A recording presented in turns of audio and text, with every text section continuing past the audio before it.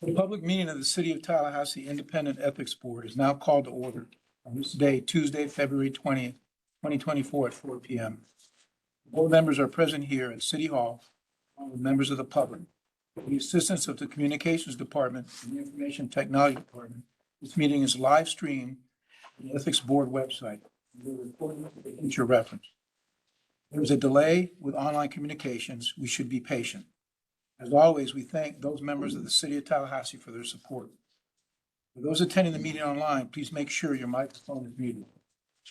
Last week, we asked the public to make a request by email to ethics@talgov.com by 1 p.m. on the day of the meeting if they wish to speak online on agenda or non-agenda items. Those who have submitted their names will be given a chance to speak as scheduled. While the meeting is in progress, please do not speak during the board's discussion. We have set aside 2 places where the public can speak on the agenda. For those of you who wish to make a public comment, please complete a speaker request form and forward it to the administrative specialist, Ms. Tasker Leverson Green. Be sure to state on the form what you wish to speak about. Public speakers will be given up to 3 minutes in accordance with the board's bylaws. Now we're going to say the Pledge of Allegiance.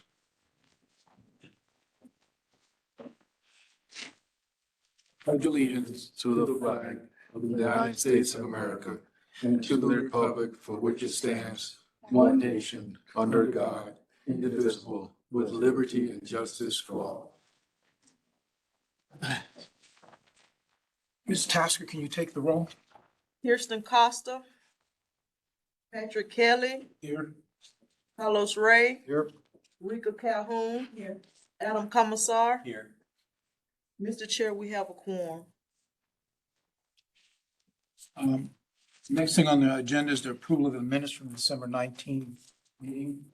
Did all the members have an opportunity to review those minutes? Yes. Were there any questions or discussion? No. Do I have a motion? Make a motion to accept the minutes. All those in favor? Aye. Motion carries. Do we have any public speakers at this point? No. No. Ethics Office report. Thank you, Mr. Chair. We have not met since December. Nonetheless, the staff has been busy. Even if we weren't, I would tell you that. We've been busy, and we have provided instructions for firefighters. We conducted virtual training on a regular basis for new employees. We also conducted the annual ethics training for city officials and their aides. And at that training, the primary instructor was Stephen Zolkowski, who is the executive director and general counsel for the Florida Commission on Ethics. It was an extremely good session to the extent that it was supposed to be over by 12, and they were still asking questions and giving comments. Everybody was present except for one city commission member, and then I asked them, they were on their best behavior for the most part. So it was a good meeting. I did receive a disappointment because I got a call the next day that one of the city commission members actually was using his phone to stream parts, if not all of the meeting, and using that for negative publicity toward another member. I didn't see it myself. The chair said she saw some sign of it. We never actually saw it, so that's why I'm not giving you names. But that was a disappointment because I allowed them to keep their phone for their benefit because of their position, and just had to put it on do not disturb. So I was disappointed in that. But other than that, the meeting that we had such very heartfelt discussions. There was a lot of clarification, and the Director Zukowski was extremely good instructor, so it went very well. I met with a couple of city appointees just to, and I should say congratulations to Miss Amy Tolman, who is now city attorney, Amy Tolman, and we're fortunate that she still comes to our meetings, knowing how busy she is. I doubt if she can walk down the hall without getting a new assignment. Is that about right? Congratulations.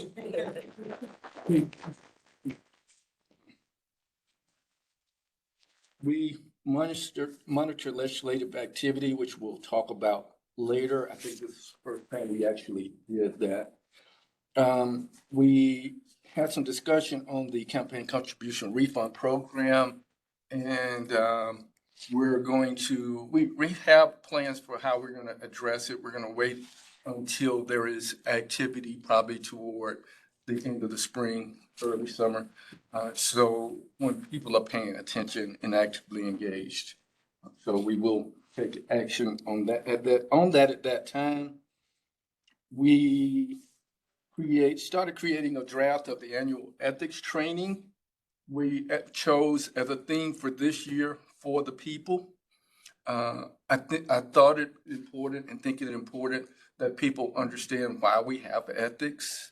And so when we taught the city commission members, I did a very brief PowerPoint presentation that started with the Gettysburg Address of the people, by the people. And I changed it to, and for the benefit of the people, instead of the people whose name, instead of people who represent. And to remind everybody that they're public servants. And their benefit is what they get in their salary and their benefits package. But everything else belongs to the citizens. And we're here to help make sure it happens that way. And that we're here to help ensure public integrity. And I'll go into it in more detail, but that will be our emphasis. Chief Kelly has loaned us his material and we're working off his material.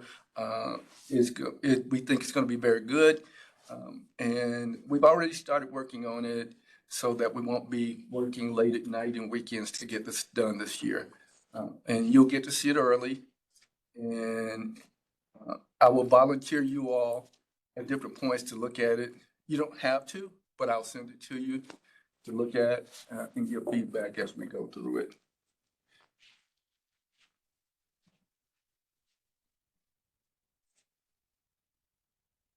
I accepted an invitation to do a presentation for a graduate class at FSU. This is my third time doing that.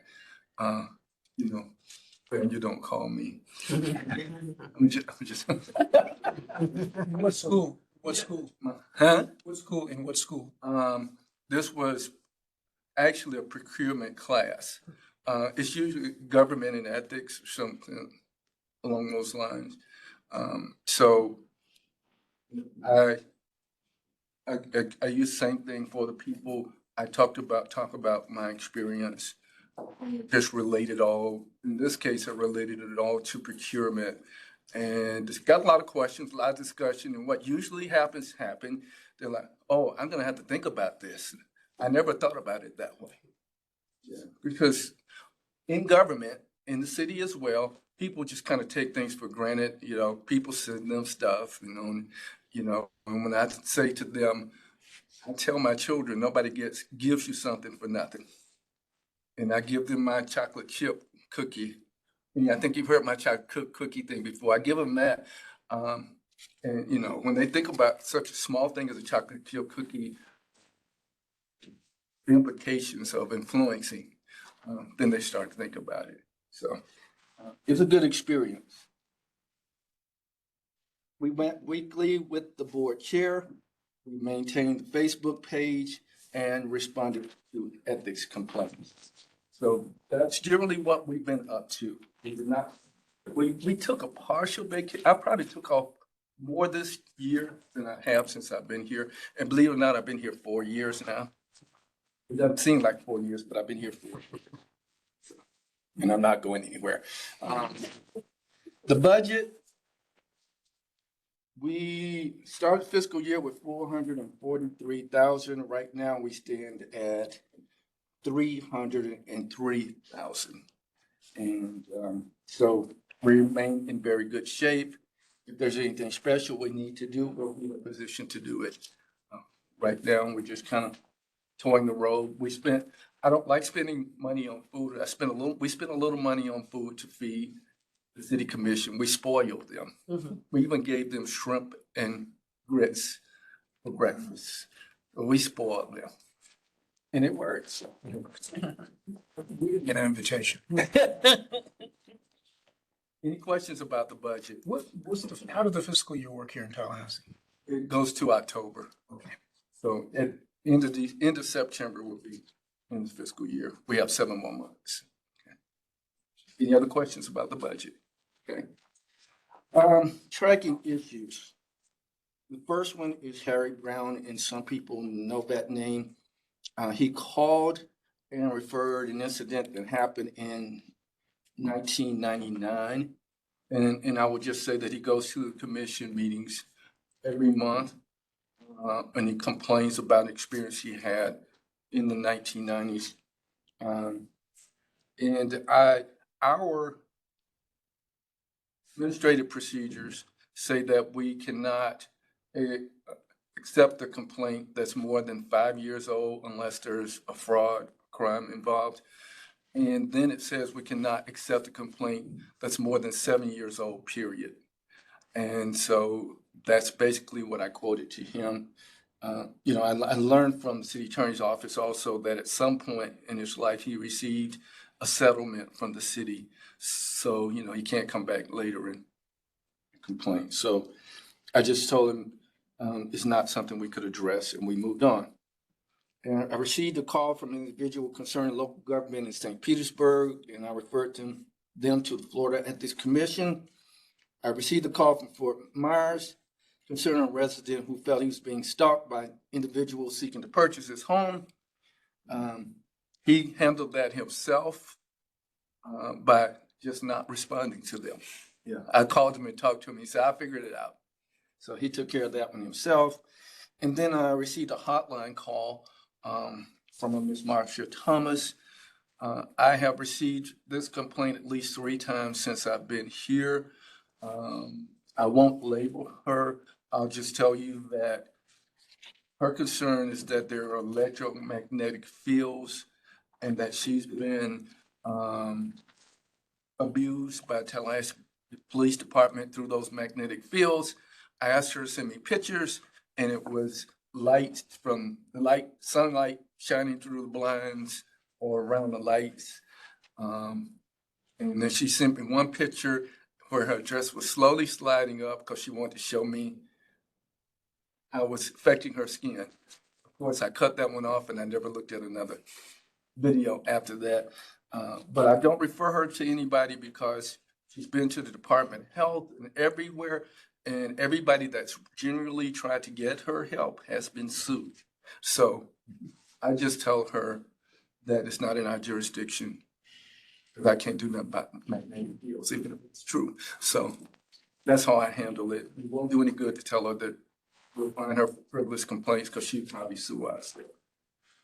She believes it. If you will talk to her, she believes it. So we just try to do it. So I recommend that you close said.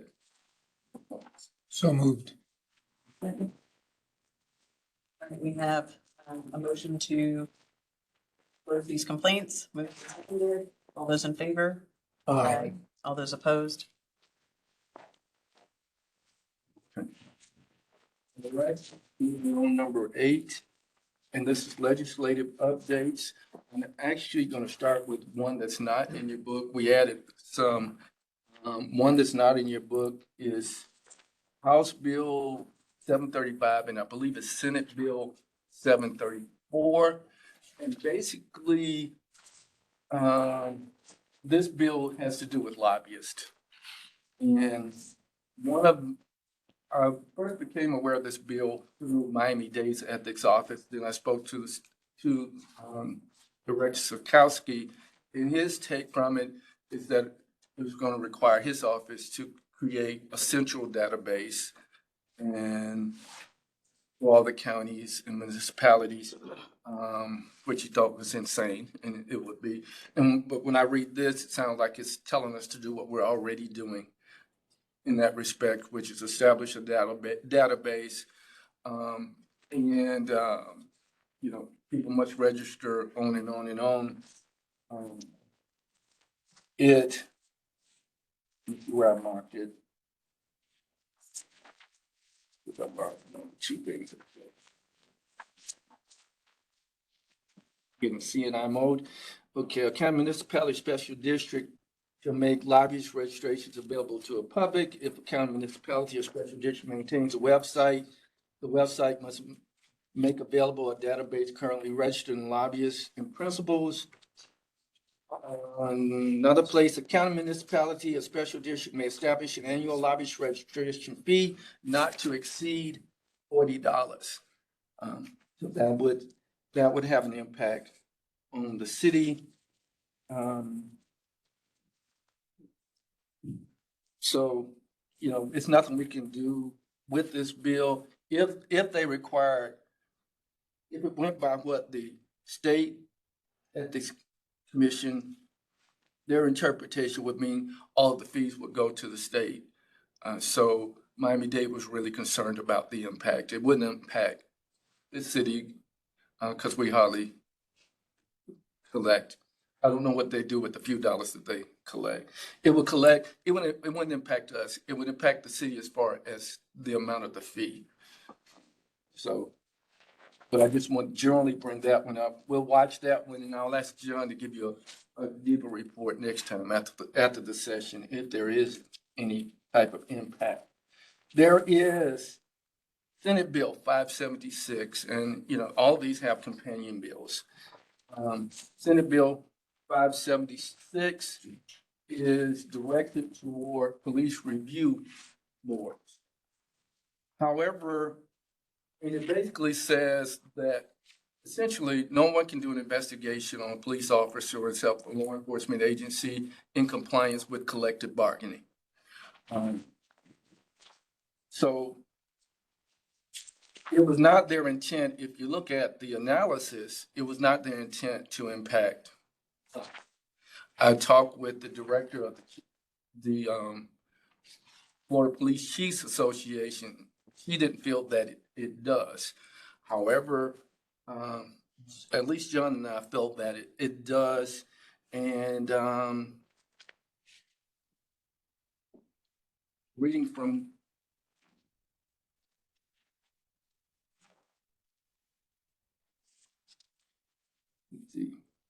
both bills say that a local government may not adopt an ordinance related to the receipt, processing, or investigation of complaints of misconduct by law enforcement officers and correctional officers.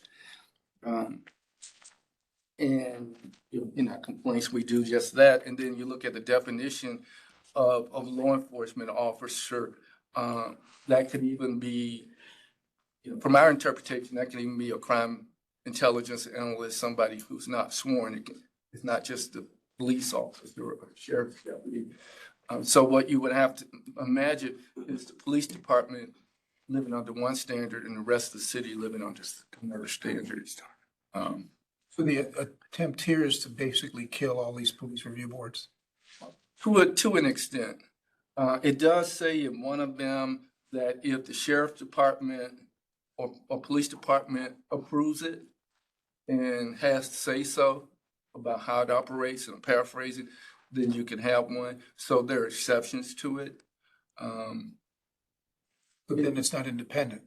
No, because it has to be in line with collective bargaining. If there's going to be an investigation, which is one of the concerns, and I understand it from a use force perspective, but if there's going to be an investigation, it would be done by the agency rather than something that's initiated by the review board.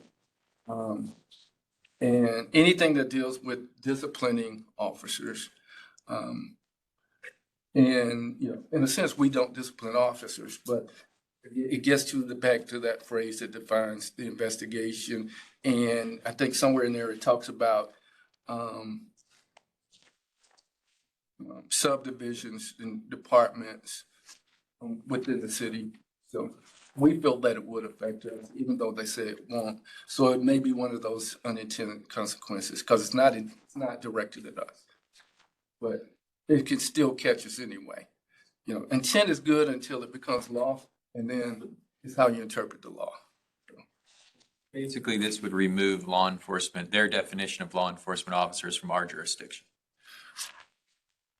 You qualify under this statute as a law enforcement We officer. could investigate. So we have no jurisdiction. So if somebody came to us with a complaint, we'd have to say, that person's law enforcement, you need to go over here. We don't have We jurisdiction. may be able to ask them politely to do the investigation for us. We can't do it. So,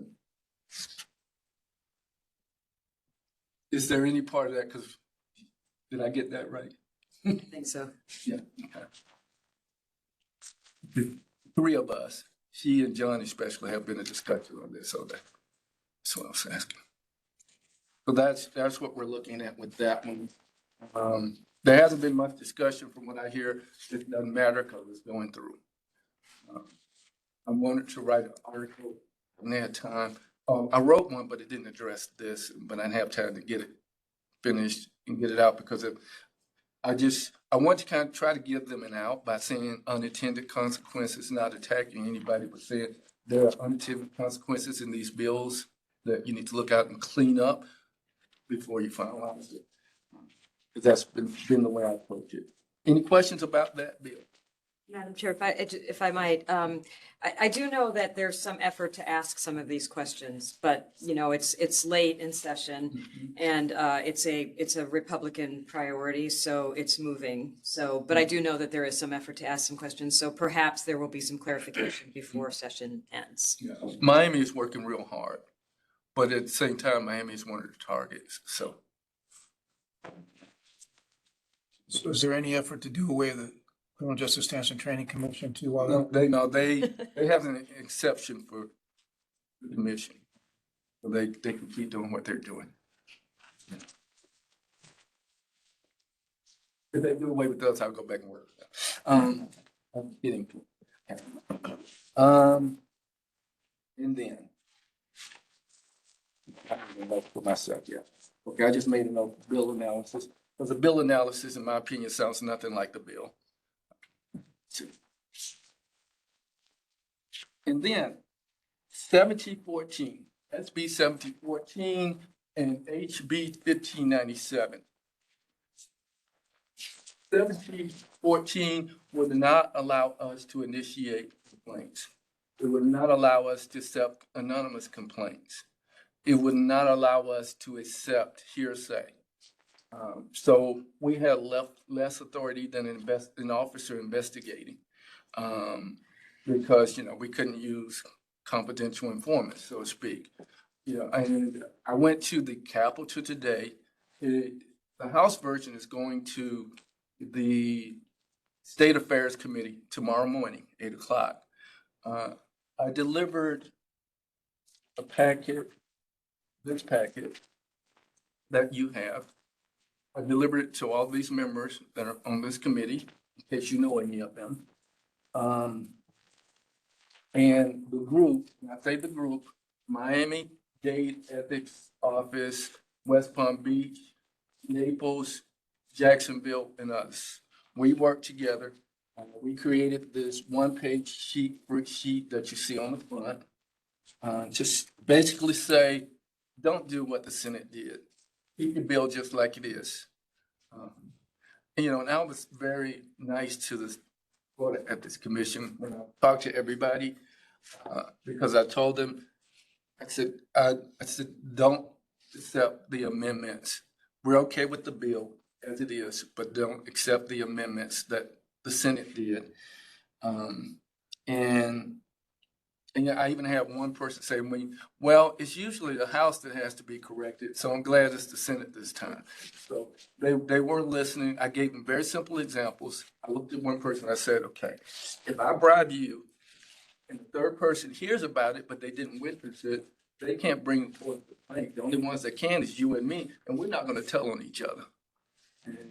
And I did that because they can understand that. You know, it's simple for people to understand.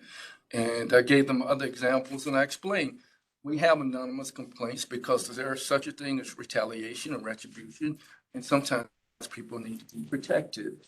And that's just a political reality. And they understood that too. But to understand that that was just the aides. So they were very receptive. One even looked it up to make sure there was no amendment. So right now, there isn't any amendments to House Bill 1597. We're okay with it like it is. I was nice enough to the state to tell them that not to forget to include money in the budget. Otherwise, the state ethics commission won't be able to do what they want because they want to speed up the process.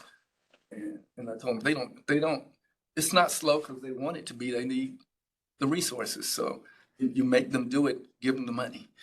So I went that far. So the major initiative of 1597 was to get the Florida Commission on Ethics to speed up their cases. Yes, yes. It wouldn't have a direct impact on us as it is. Right. And the main focus was state ethics commission. But one representative introduced an amendment, not in committee, but on the Senate floor. So the public had never had a chance to address it. Then they did the second reading and third reading on the same day. So they made sure we wouldn't have a chance to speak on it. So our only option is to go to the House and say, don't create a batching bill, make them come to you. So that's been our conversation. And there is lobbying going on. We don't have a lobbying body. But we just said, wherever you have a lobbying body, they should be reaching out to the people who created the bill, who introduced the bill, et cetera. So there's a strong effort on this bill because it would hinder us. So we're trying. I don't think it's something to necessarily think about now, but if it's passed, I just wonder what the legal changes to the whistleblower issue that we're always dealing with might be if we now have a situation where state statute requires you to swear under oath and sign your name. But if we're not providing whistleblower protection, I don't know, it might just, if it passes, I think that's something that John might want to wrap his head around is there any conflicts or anything between that? Or could we take them and redact the people's name who swore, but still investigate as long as we have a copy that's been sworn under oath? Yeah. And I'll make sure he sees this part so he can come back to you. But the discussion between the ethics offices, a lot of it has centered around whistleblower because, they're saying, well, we don't have whistleblower. We have nothing to protect people. And, whistleblower is not the end all, but it's better than nothing. And we don't even have that. It's not just us, but ethics offices don't have whistleblower. So that's probably going to get a lot more attention because of this. And so. I just have a question because you deal with these ethics boards around the state more than we do. I'm just wondering what kind of a relationship the ones you're talking about that are very proactive in this effort to make sure this bill stays clean. What kind of relationship do they have with their elected officials? Is it a win-win relationship or do you know? I don't know. I don't think it's any different from In ours? Yeah. Because we were trying to say, who knows who, and there weren't very many. Anybody. I think Jacksonville Lobbyists is actually helping, is active. Helping the same efforts we want to see. Yes. But there's not a lot of that. We're doing this on our own. We had a web conference to discuss this. John volunteered to take it to the Capitol. As it was, he's not here for me to mess with it, but he had to go do something else. So I ended up putting on my tennis shoes and walking to the Capitol since he couldn't do it. Yeah. Any more questions, comments about this bill? I'm just stunned. I call me the naive one in the room, but I don't understand why anyone as a public official wouldn't want a board like this to make sure there wasn't any corruption and if people had an avenue to pursue ethics complaints. That's just the whole purpose of government. Yeah, well, say I can put names on it, but as you know, and I know you know, most bills like this, they need to be named after somebody. Yeah. Because it's reaction, and it could be one person or two, and that's, I think that, that's how this started more or less. And at least those amendments, you could put names on. So that's part of what's gonna make it. And this is similar to the different rules of making an ethical decision I gave to you. Mhm. Things are done in the dark of night, if you know what I mean, where there is no visibility, where people can't see and say, wait a minute. And that's just not right. That's just not right. Well, The fact that it did the second and the third reading back to back, normally you get time, you have a moment and. and Carlos can't speak on this, so I'm gonna say, this is Carlos' friends. He'll get me later. But this, it's one particular, I think they thought this was a safe bill, because it was like 39-0. For the amendment? Mhm. So, because we didn't know about it until it was on the floor.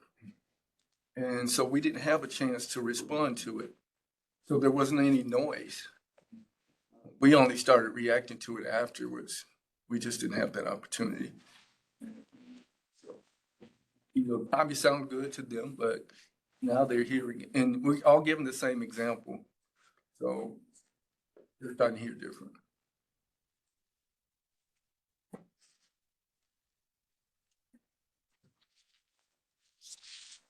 Well, it's after the session, you'll be able to talk about this, right?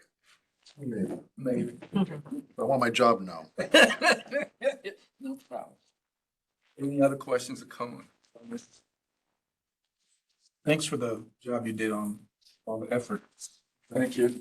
We're trying, and I did hear Ben's name and Peter's name while I was talking to all these folks. Well, you could get Ben to go around the Capitol with you. I didn't call you. I just put on my tennis shoes. It's there in the shadows.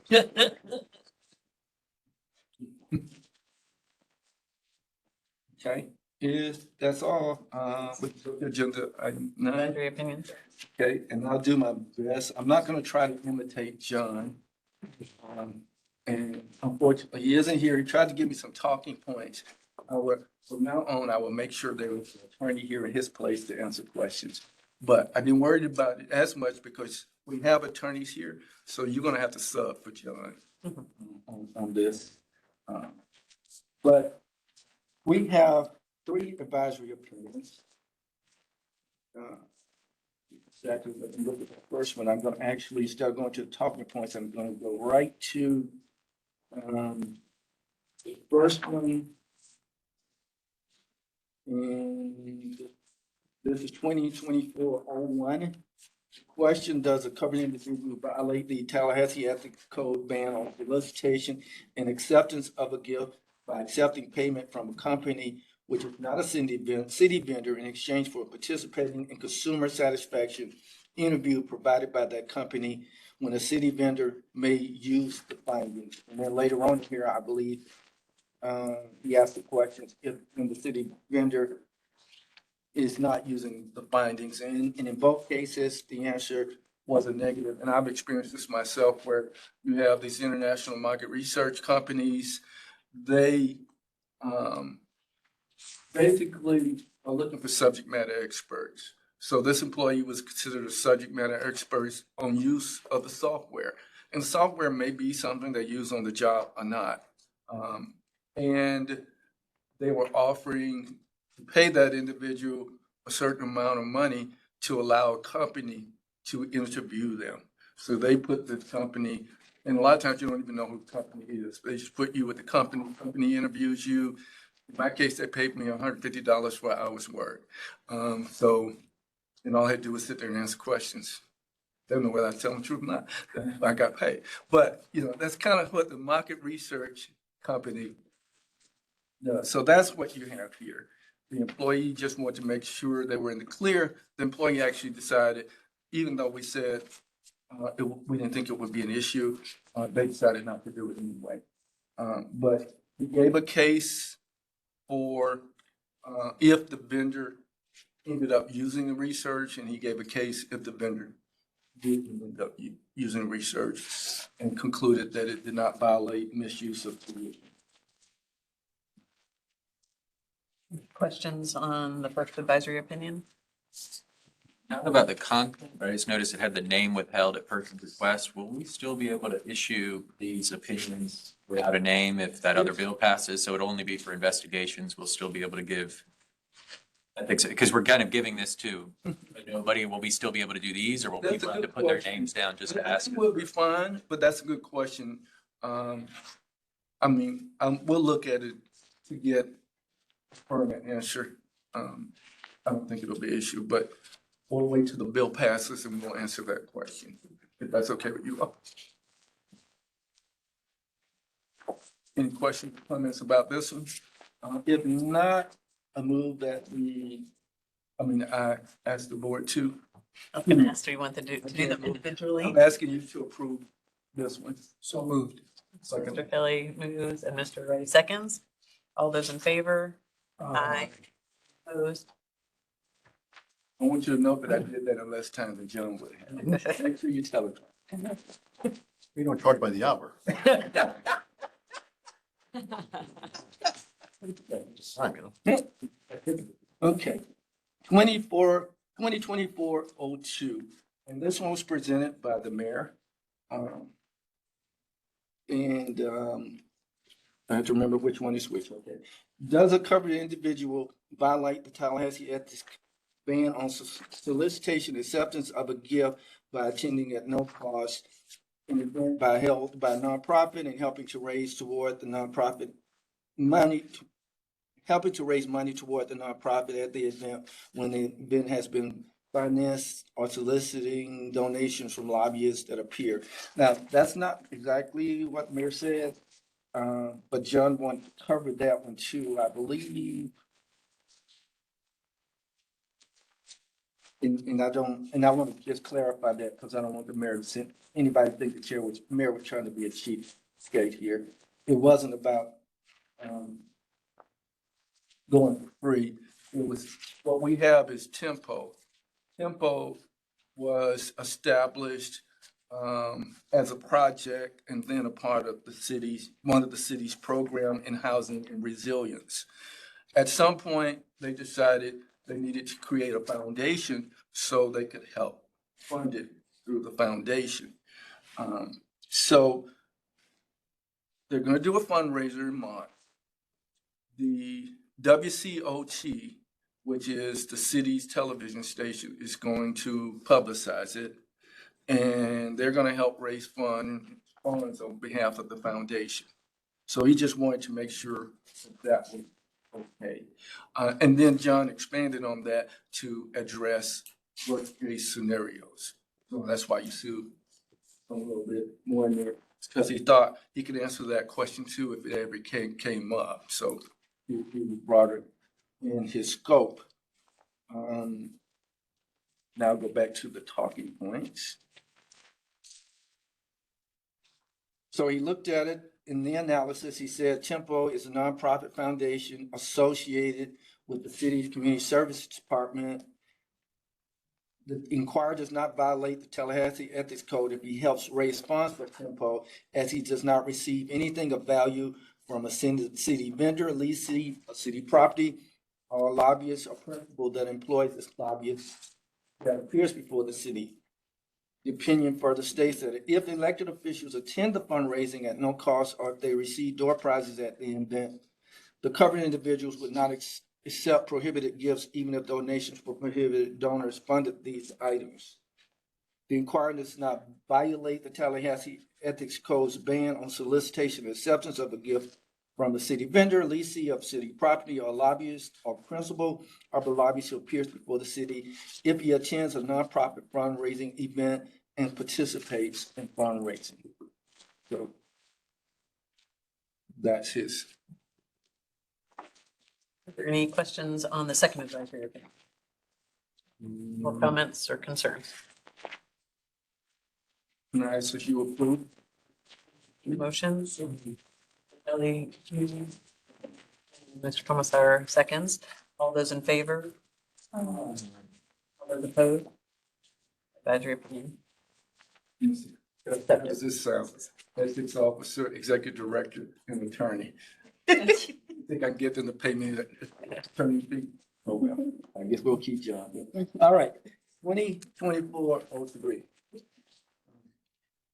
Question: does a covered individual violate the Tallahassee Ethics Code ban on misuse of public position by participating in community activity sponsored by local business where he donates a personal item to be included in a scavenger hunt? Further down, that's misuse of position on page, it says page 16 at the top. Does a covered individual violate the Tallahassee Ethics Code ban on solicitation or acceptance of a gift by participating in community activity sponsored by a city vendor where the covered individual will receive publicity?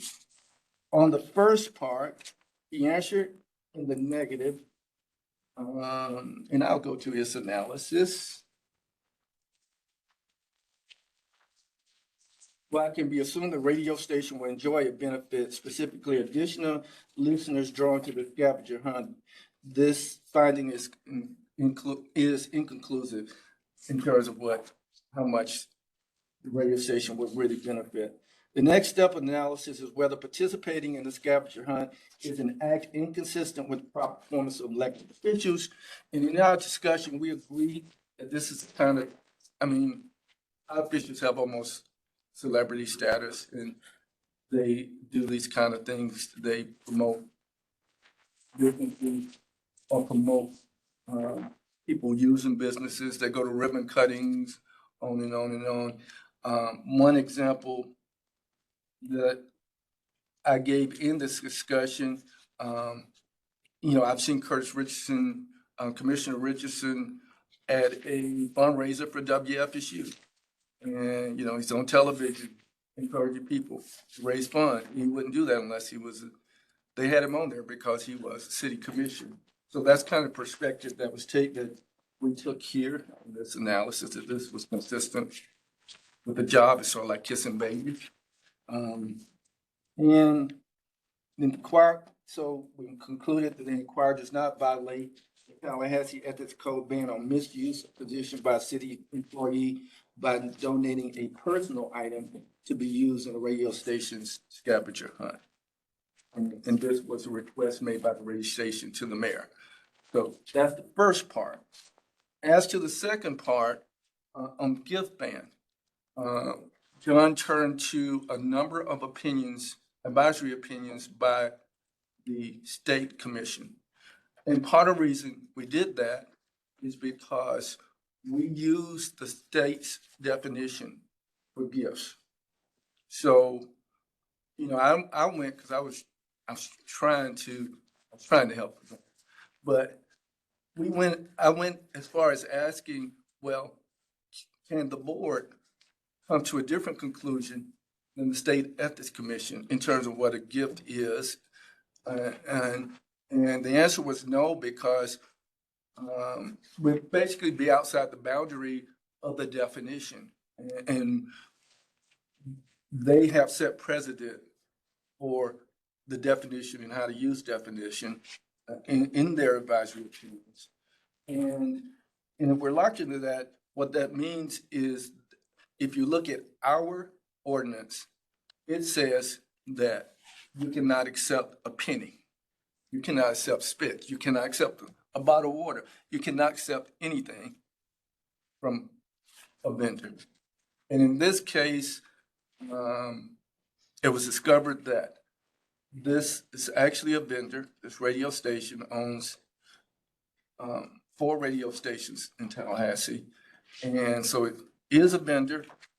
And the gift, as interpreted, is publicity that the mayor would receive by participating. Examples, there are a number of examples in here. I recall, and I don't know if this one was in here, but the governor was welcoming people to the city, to this particular city on a billboard. And Ethics Commission ruled that was a no-no because he was getting free publicity from the billboard. That would have been a gift. So, so it was identified as a gift, the free publicity he would get from participating in the scavenger hunt. At the state level, you can accept a gift up to $100. So we saw this as being de minimis, minor. However, our ordinance is different. It says you cannot accept anything. So then it was concluded that this is a violation because he would be accepting free publicity even if the amount of the gift was inconclusive. We're just generally locked into that idea. And after you rule on this one, I'll talk a little bit more about it because again, I get back to the example of Mr. Richardson helping a radio station, a nonprofit, raise funds. And we're saying it's in line with his duties, but we can't allow it because even if it's inconclusive, it violates the gift ban, as we call it. So that's where so we're saying that it's in line with his duties, so it's not misuse of position. However, it is a gift and he cannot accept a gift of any value from a vendor, so it would be a violation. So this would be a different outcome if it was a different radio station that hadn't done advertising work for the city. It wasn't a vendor for the city. That would erase that element. The one thing that kind of jumped out to me is, are we going to end up in a situation where radio stations won't do free ads for the city or discounted ads because they're like, man, we lose out on all our celebrities to come to our things because we're a vendor now.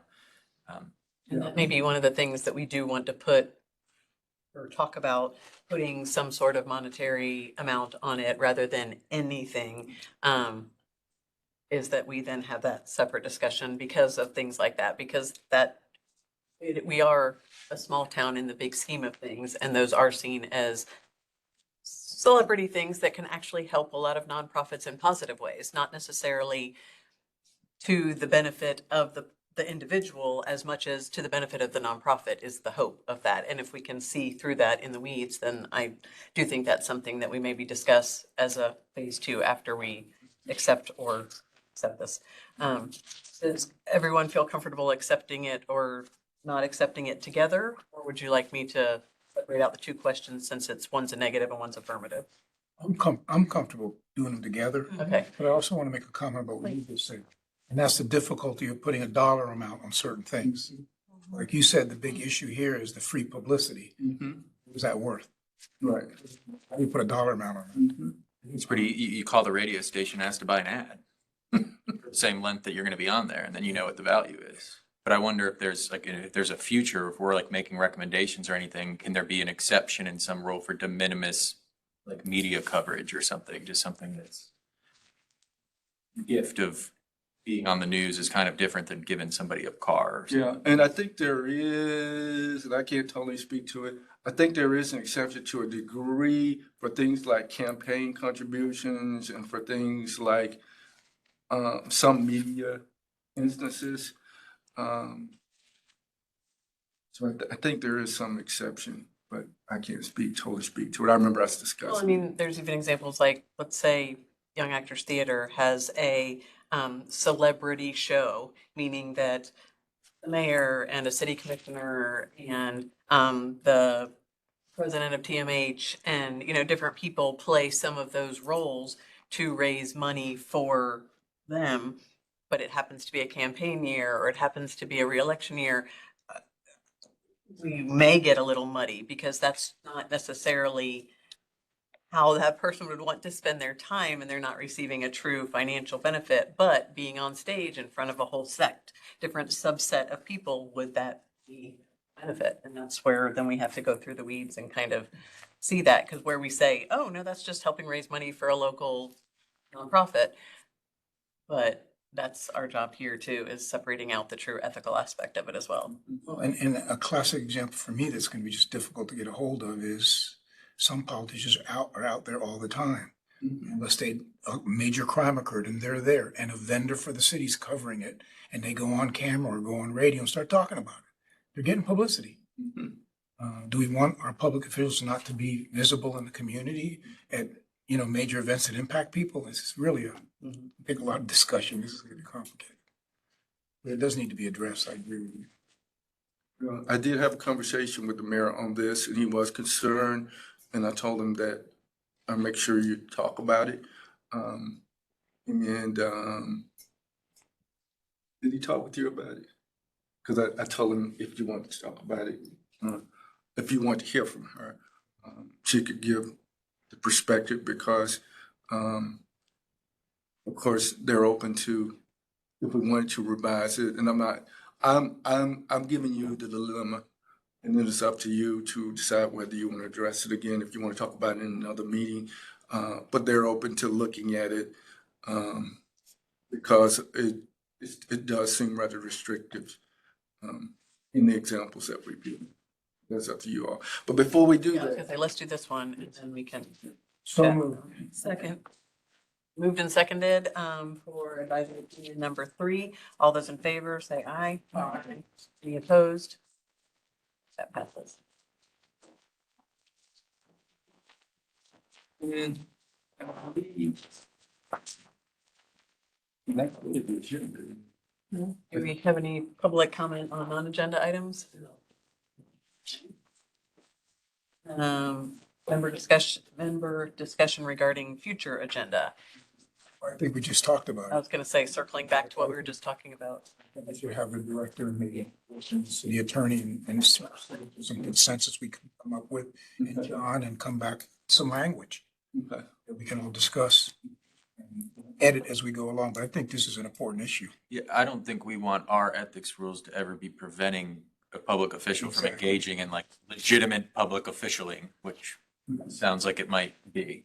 But I also wanted to say, I think these 3 were like a great example of both the mayor and some unnamed employee seeing something, saying, this seems a little weird. I'm gonna ask a question about it. So I think everybody should be congratulated for asking these and getting their opinions, because it seems like stuff in the past where people might just do it, and here they asked.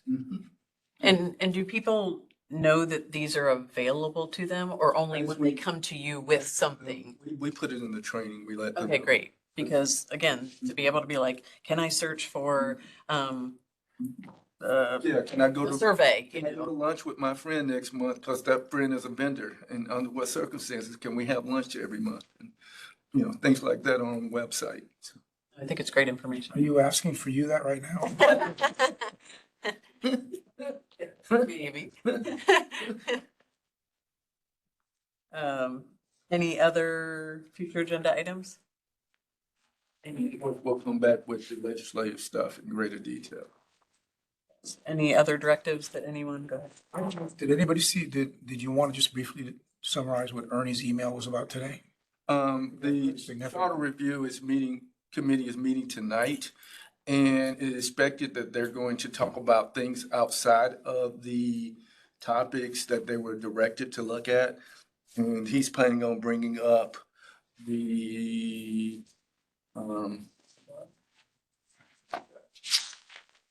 whistleblower and the jurisdiction, and they're working with CRA and Blueprint as items that we discuss.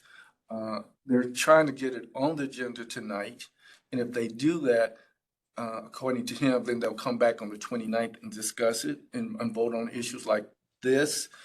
I've already asked that if there are any issues that involve us, that we be allowed to speak, then I'll be allowed to speak in that regard. And he was actually asking if we could do that, and I said we discuss it.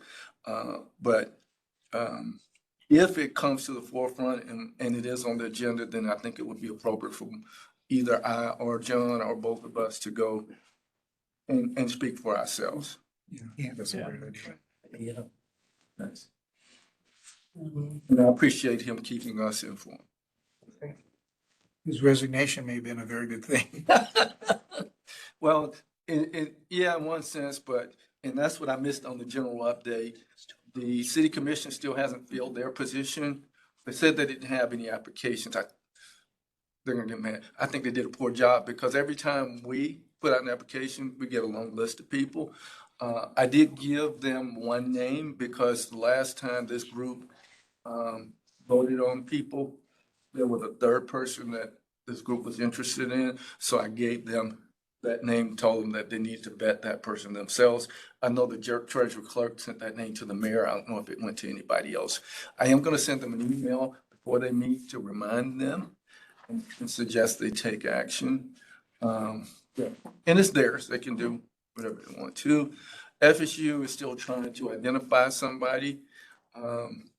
If they take too much longer, there is a person that I'm trying to influence to join this board because they have ethics backgrounds. They would have to stop representing the city though. But, and we've had discussions. So if that person, if I can talk to that person, then I would recommend that person to FSU if they keep struggling. I think we have a very good board. We have a very good board. We just want the right people on it, so. We have a good director too. Well, he'll doing a flash. Thoroughly enjoy and people ask, why are you doing this? I enjoy what I do. It must be, it should be obvious to you because I don't take myself too serious. I take the job totally serious. But otherwise, I definitely don't take John serious. And poor Asker, she has to live with the fact that she from Quincy all day long. And she puts up with it, so. And I knew him when he worked with the Criminal Justice Standards Training Commission for years, and he didn't glow like he does now. He definitely is enjoying this job. Well, I enjoyed it then, but they made it tougher. Besides police officers and impacting people's wallet as we did, yeah, it was, that's why I can live with this one, because nothing was tougher than that.